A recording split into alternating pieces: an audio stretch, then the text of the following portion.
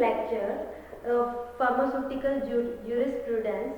In this Drug and Cosmetic Act 1940, we have already discussed the conditions which are for the grant for the general licence, जो कि general licence को grant करने के लिए कुछ conditions थी, ठीक है।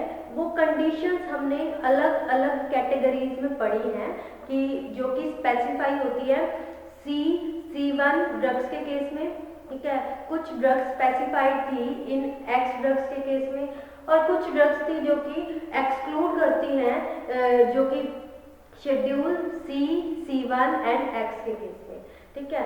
दैट्स जो भी इसमें जो ड्रग्स थी ये अलग अलग कंडीशंस थी इस लाइसेंस को ग्रांट करने के लिए। तीनों जो कैटेगरीज थी ड्रग्स की जो कि अलग अलग शेड्यूल में आ रही है, उसकी अलग अलग कंडीशन थी जो कि हमने लास्ट लेक्चर में हम कवर कर चुके हैं। उसके बाद today we will discuss about the जो रिस्ट्रिक्टेड लाइसेंस है कि रिस्ट्रिक्टेड लाइसेंस किसको ग्रांट किया जाता है और उस ग्रांट के पीछे किस तरह की कंडीशंस है जो कि एक लाइसेंसी है जो लाइसेंस होल्ड करना चाहता है उन कंडीशंस को फुलफिल करता है तभी उसको वो लाइसेंस ग्रांट किया जाता है। फर्स्ट ऑफ ऑल बात करें अगर रिस्ट्रिक्टेड लाइसेंस की, तो रिस्ट्रिक्टेड लाइसेंस उसी को ग्रांट किया जाता है जो कि एक डीलर है या पर्सन है जो ड्रग्स की सेल करना चाहता है, बट उन ड्रग्स की सेल करना चाहता है जिसमें एक रजिस्टर्ड फार्मासिस्ट की रिक्वायरमेंट नहीं होती। ये आपको डिफरेंस स्टार्टिंग में भी मैंने बताया था कि दो तरह के लाइसेंस होते हैं। जनरल लाइसेंस में एक रजिस्टर्ड फार्मासिस्ट और क्वालिफाइड पर्सन की रिक्वायरमेंट होती है, उसी के सुपरविजन में जो ड्रग है उसकी सेल की जाती है, ठीक है। लेकिन रेस्ट्रिक्टेड लाइसेंस में जो क्वालिफाइड पर्सन होता है या फिर रजिस्टर्ड फार्मासिस्ट होता है उसकी रिक्वायरमेंट नहीं होती, उसकी सुपरविजन की जरूरत नहीं होती for the sale of drugs, और you can say that retail sale of drugs. हम रिटेल का पढ़ रहे हैं इसमें। अब इसमें जो रिस्ट्रिक्टेड लाइसेंस है ये किस पर्सन को कौन सा पर्सन है जिसको ग्रांट किया जाता है।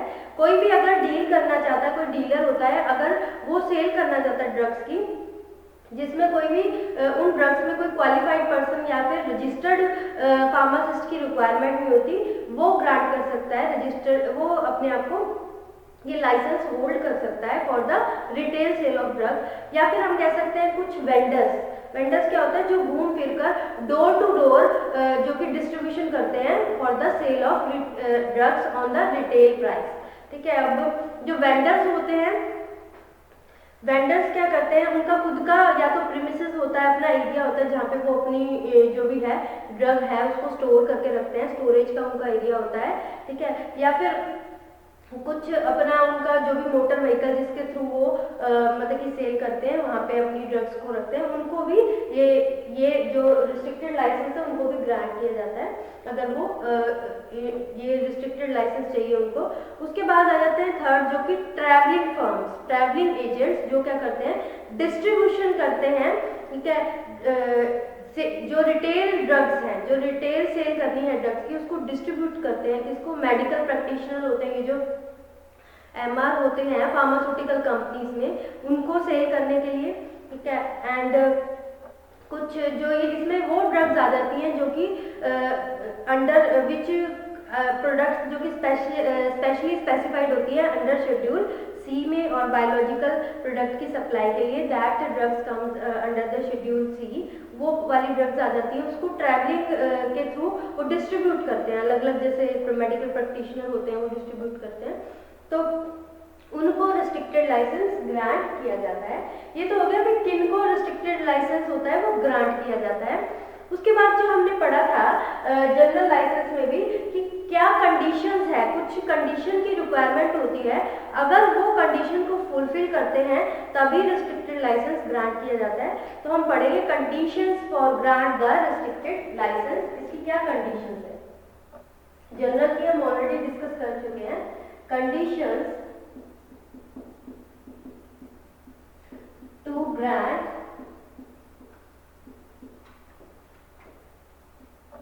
for the restricted license, क्या कौन कौन सी कंडीशंस हैं जो कि रेस्ट्रिक्टेड लाइसेंस ग्रांट करने के लिए फुलफिल करती हैं। तो सबसे पहले बात करें कुछ कंडीशन जो कि फुलफिल करती हैं, दैट इज लाइसेंस, जो लाइसेंसी है जिसको लाइसेंस रिक्वायरमेंट है वो उन ड्रग्स के साथ डील करेगा जिसमें किसी भी रजिस्टर्ड फार्मासिस्ट की सुपरविजन की रिक्वायरमेंट ना हो जब वो ड्रग की सेल करेगा। तो दैट जो सबसे पहली हमारी इसमें कंडीशन है दैट इज इसमें डील विद दैट ड्रग्स, उन ड्रग्स के साथ डील करेगा लाइसेंसी जिसमें क्या होता है उसकी सेल के लिए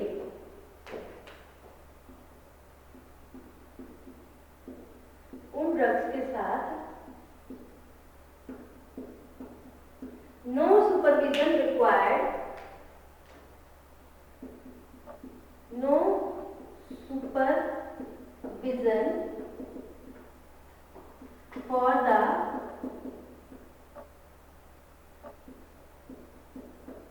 sale, no supervision of registered pharmacist, registered pharmacist की रिक्वायरमेंट नहीं होती या फिर क्वालिफाइड पर्सन की रिक्वायरमेंट नहीं होती, इसलिए for the sale of drugs. ठीक है, तो सबसे पहली कंडीशन क्या है, किसके साथ डील करता है, उन ड्रग्स के साथ जिसकी सेल के लिए हमें रजिस्टर्ड फार्मासिस्ट और you can say that qualified person की रिक्वायरमेंट नहीं है। उसके बाद area, you can say that premises, अब उसके पास वो जगह होनी चाहिए, जो हमारा नेक्स्ट पॉइंट है दैट इज प्रीमिसेस।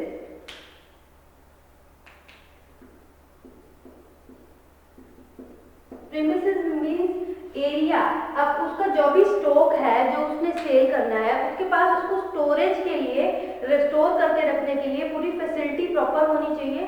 ठीक है, अगर वो फैसिलिटी प्रॉपर नहीं है, कुछ ऐसी ड्रग्स होती हैं जिनको कूल टेम्परेचर चाहिए तो उसके लिए रेफ्रिजरेटर, ये सारी चीजें अवेलेबल होनी चाहिए, तो प्रॉपर स्टोरेज चाहिए।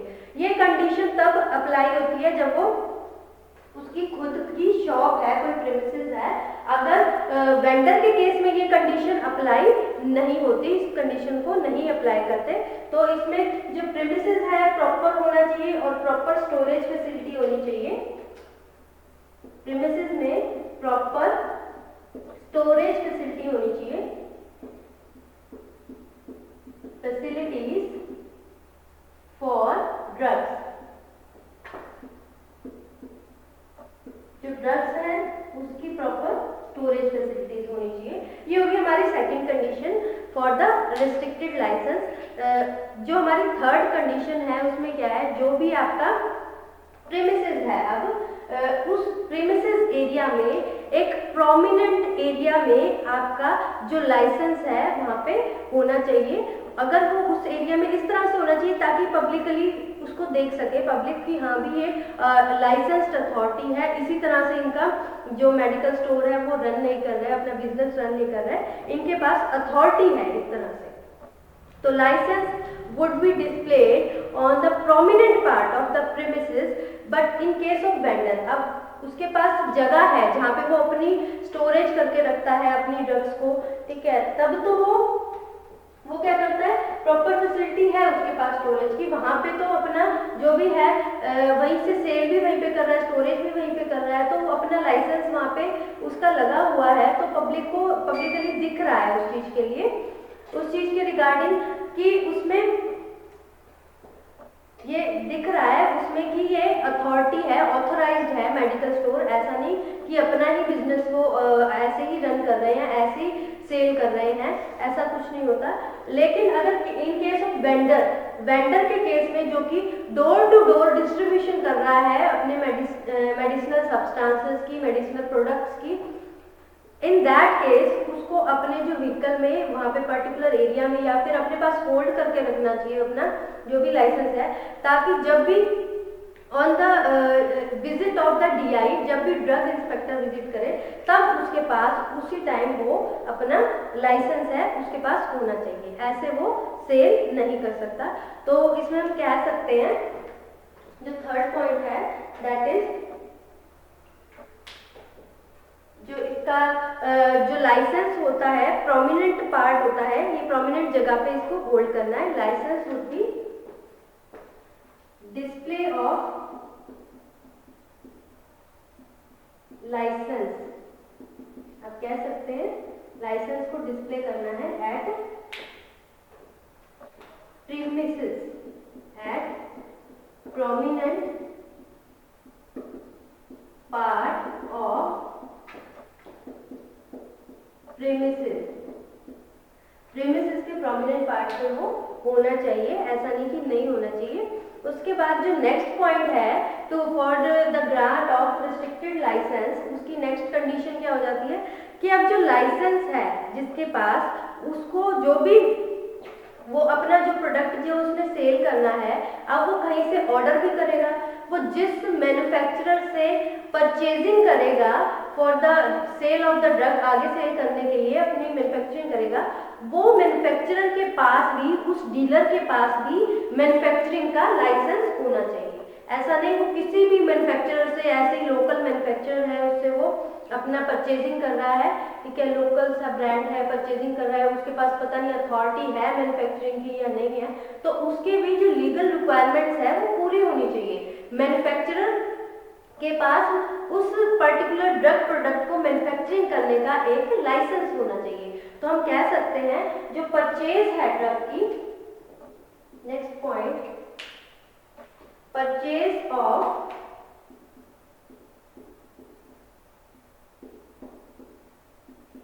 ड्रग्स, इसमें ऑथराइज्ड लाइसेंस्ड मैन्युफैक्चरर से, उस डीलर से लेना है जो कि ऑथराइज्ड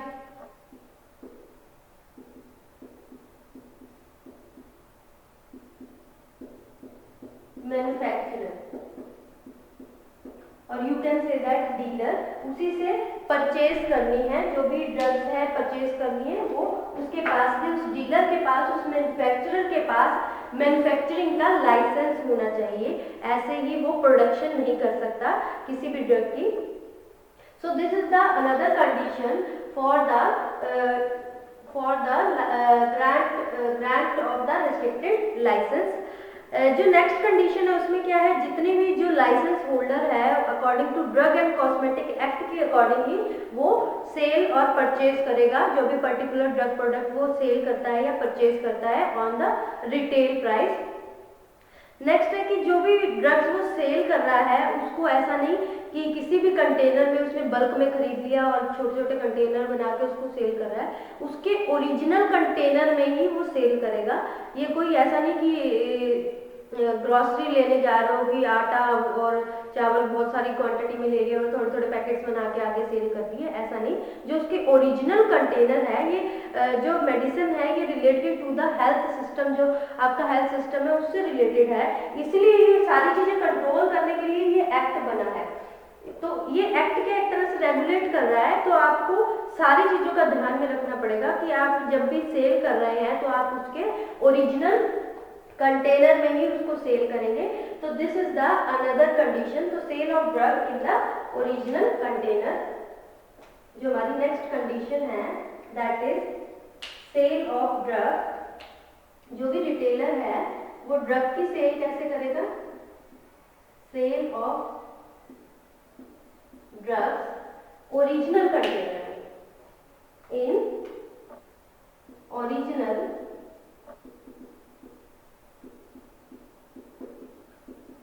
कंटेनर, उसके ओरिजिनल कंटेनर में सेल करेगा।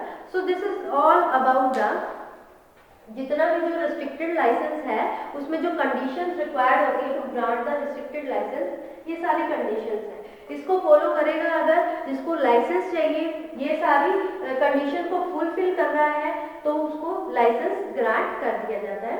उसके बाद ये जो अथॉरिटी होती है, लाइसेंस अथॉरिटी है जिसको रिस्ट्रिक्टेड लाइसेंस देती है, लाइसेंस ग्रांट करने से पहले वो पर्टिकुलर एरिया जहाँ पे वो लाइसेंस ग्रांट कर रही है उस एरिया को भी एक तरह से इंस्पेक्ट किया जाता है कि उस एरिया में पिछले लास्ट ईयर में कितने के लाइसेंस उन्होंने आगे ग्रांट किए हैं और वो किस किस बिजनेस से रिलेटेड है।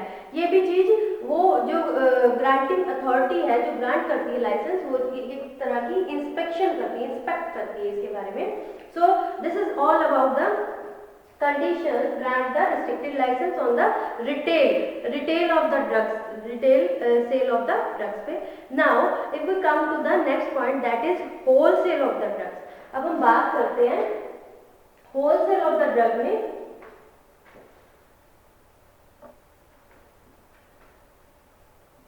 that is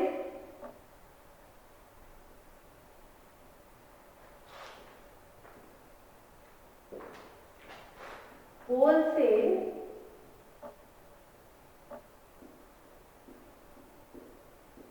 of drugs।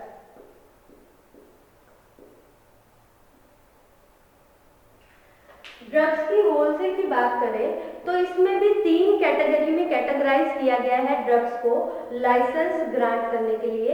सबसे पहले जैसे रिटेल में था वैसे ही होलसेल में 3 कैटेगरी में इसको क्लासिफाई कर दिया, डिवाइड कर दिया, ठीक है।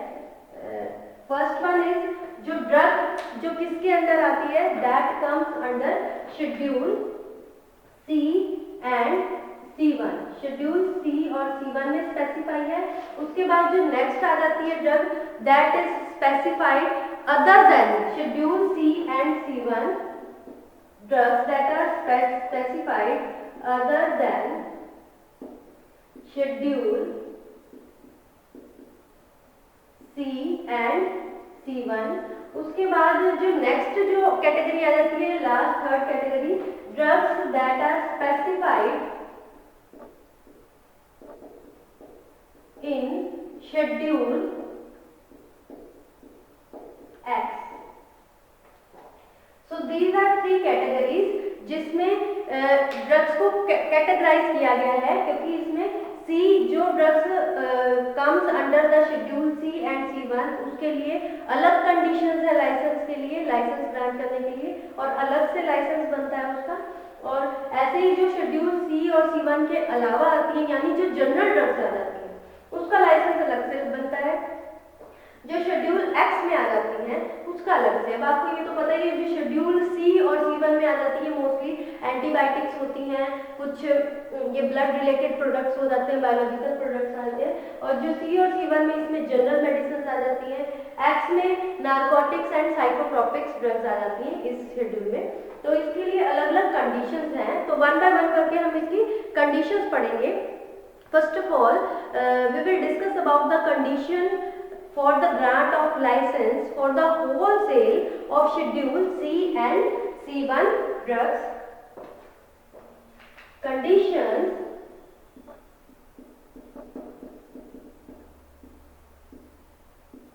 for the grant of wholesale of drugs जो किस में आ जाती है, which are specified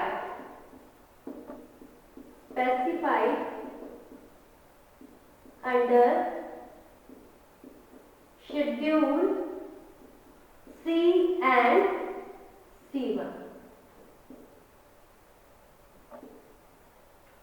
wholesale of the drugs. अब इसकी कौन सी कंडीशंस हैं जो कि for the licence, for the grant of licence of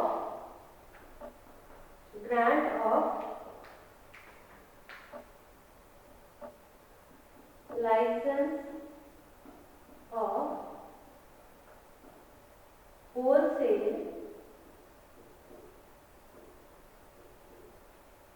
of the drugs specified under schedule C and C1। इसमें स्पेसिफाइड है। सबसे पहले आ जाती है, जो सबसे पहली कंडीशन है, that is proper premises and facility. अगर हम बात करें जो भी होलसेल का बिजनेस कर रहा है, होलसेल के बिजनेस में सबसे पहली कंडीशन क्या है, प्रीमिसेस यानी एरिया। प्रीमिसेस में क्या है, जो होलसेल का बिजनेस कर रहा है। अब देखो होलसेल में स्टॉक उसको ज्यादा रखना पड़ता है, बल्क में स्टॉक रखना पड़ता है, ठीक है, ताकि वो स्टॉक को आगे रिटेलर को अलग अलग रिटेलर को प्रोवाइड करता है। होलसेलर होता है बहुत सारा स्टॉक रखता है, बल्क में अलग अलग मैन्युफैक्चर से मंगवा लेता है, ताकि वो आगे डिफरेंट डिफरेंट जो कि रिटेलर है उनको प्रोवाइड कर सके, जो भी उनकी रिक्वायरमेंट है, उनकी रिक्वायरमेंट के अकॉर्डिंग उनको जो प्रोडक्ट चाहिए उन प्रोडक्ट को प्रोवाइड कर सके।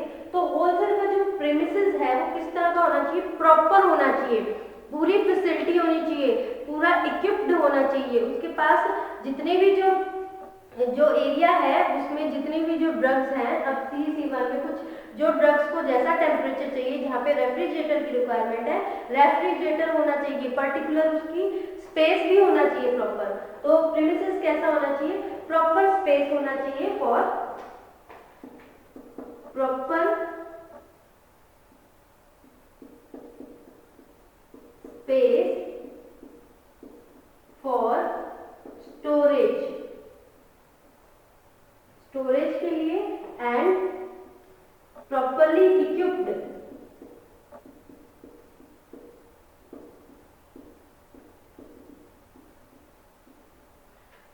प्रॉपरली इक्विप्ड भी होना चाहिए, उसमें जो भी इक्विपमेंट की रिक्वायरमेंट है वो भी होना चाहिए। ऐसा नहीं कि वो इक्विपमेंट ना हो, तो प्रॉपर स्पेस के साथ प्रॉपरली इक्विप्ड भी होना चाहिए। ये हमारी फर्स्ट कंडीशन है। उसके बाद सेकंड कंडीशन की बात करें तो जो उसमें जो लाइसेंस है वो display of licence at prominent part of the premises, जैसे इसमें था जो डिस्प्ले है। हमारी सेकंड कंडीशन क्या है, दैट इज सेकंड है डिस्प्ले ऑफ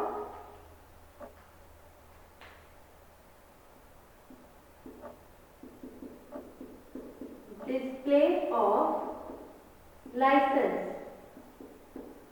जो उसका जहाँ से वो होलसेल का आगे सेल कर रहा है, रिटेलर को सेल कर रहा है या फिर जिसको भी प्रोवाइड कर रहा है, तो उसको वहाँ पे उस एरिया में वहाँ पे जो लाइसेंस है प्रॉपरली डिस्प्ले होना चाहिए, उसके प्रोमिनेंट पार्ट पे display at prominent part of premises, उसके प्रोमिनेंट पार्ट पे डिस्प्ले होना चाहिए। नेक्स्ट हमारा है कि नेक्स्ट कंडीशन क्या है कि कोई भी ऐसी ड्रग को वो सेल नहीं कर सकता, वो होलसेलर इस तरह की ड्रग को सेल नहीं कर सकता जिस ड्रग के लिए जो प्रिजर्वेशन रिक्वायर है, उसको स्टोर करने के लिए, उसको प्रिजर्व करने के लिए जो रिक्वायरमेंट है वो उसके पास है ही नहीं, ठीक है। जैसे एग्जांपल में कि रेफ्रिजरेटर है, अगर रेफ्रिजरेटर उसके पास अवेलेबल नहीं है किसी ड्रग को प्रिजर्व करने के लिए, तो वो ड्रग नहीं रख सकता, उसको सेल भी नहीं कर सकता, अपने पास स्टोरेज भी नहीं कर सकता। तो this is the next condition. जो ड्रग्स है उसकी सेल, ठीक है, अब ये होलसेलर है, होलसेलर रिटेलर को सेल करता है, जो रिटेल करता है उसको सेल करता है, देन रिटेलर के पास भी उसका ड्रग को सेल करने का लाइसेंस होना चाहिए। ऐसा रिटेलर नहीं होना चाहिए कि उसके पास लाइसेंस ही नहीं हो। तो जैसे इसमें था, इसमें परचेज हो रही है, इसमें परचेज कर रहा था ड्रग्स की ऑथराइज्ड मैन्युफैक्चरर से जिसके पास लाइसेंस था, वैसे ही इसमें जो सेल है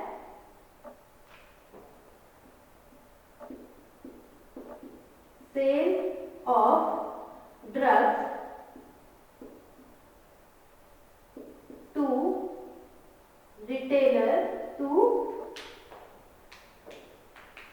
लाइसेंस्ड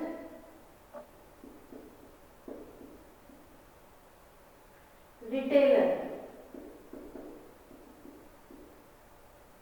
जिस पर्सन के पास, जिस रिटेलर के पास लाइसेंस है ड्रग्स को रिटेल पे सेल करने का, उसको ही होलसेलर अपनी ड्रग्स सेल कर सकता है। तो this is the another condition.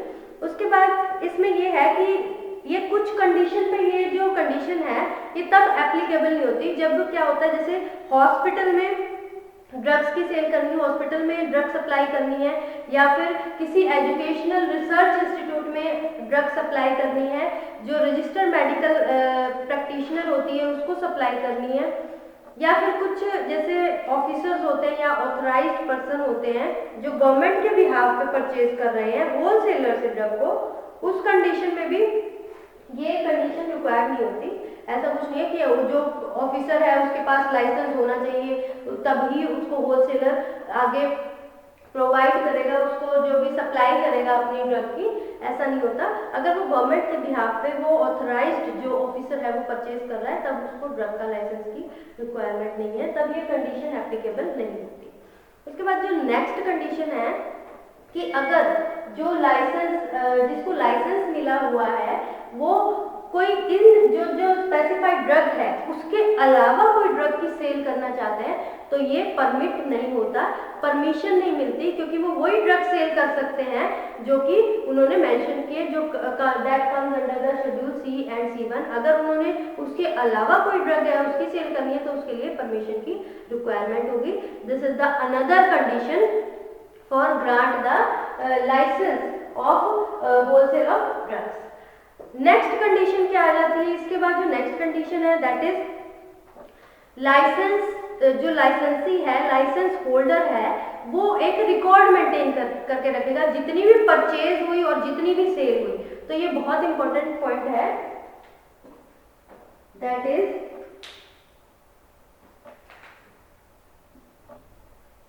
Maintain, लाइसेंसी क्या करके रखेगा, मेंटेन रिकॉर्ड ऑफ जितनी भी परचेजिंग हुई और जितनी भी सेल हुई, परचेज एंड सेल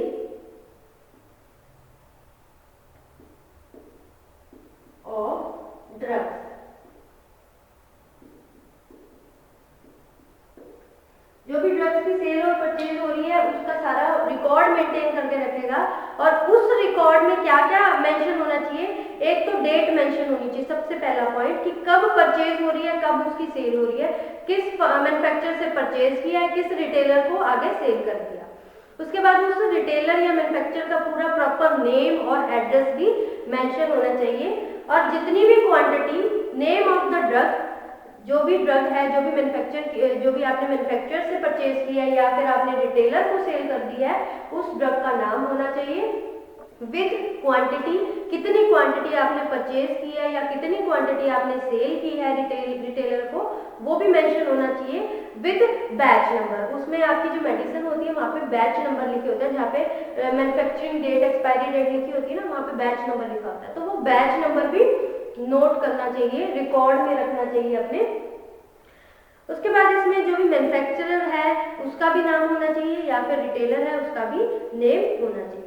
अब ये जो रिकॉर्ड है ये मेंटेन करके तो रख लिया, ये एक कंडीशन हो गई। एक कंडीशन ये भी होगी उस रिकॉर्ड को कब तक प्रिजर्व करके रखना है, तो जब से सेल हो रही है तब से लेकर जो लास्ट 3 ईयर के रिकॉर्ड है आपके पास प्रिजर्व में होनी चाहिए, जब भी रिक्वायरमेंट हो तो आप उसको देख सकते हैं। तो कम से कम एटलीस्ट 3 ईयर्स के रिकॉर्ड आपके पास होने चाहिए, जिसमें सब कुछ आपका जो भी परचेज और सेल ऑफ ड्रग के बारे में सब कुछ मेंशन कर रखा है, वो रिकॉर्ड आपके पास 3 साल, एटलीस्ट 3 ईयर्स के तो रिकॉर्ड होने चाहिए, प्रिजर्व में होने चाहिए। सो this is the condition for the grant of license of wholesale of drugs which comes under the schedule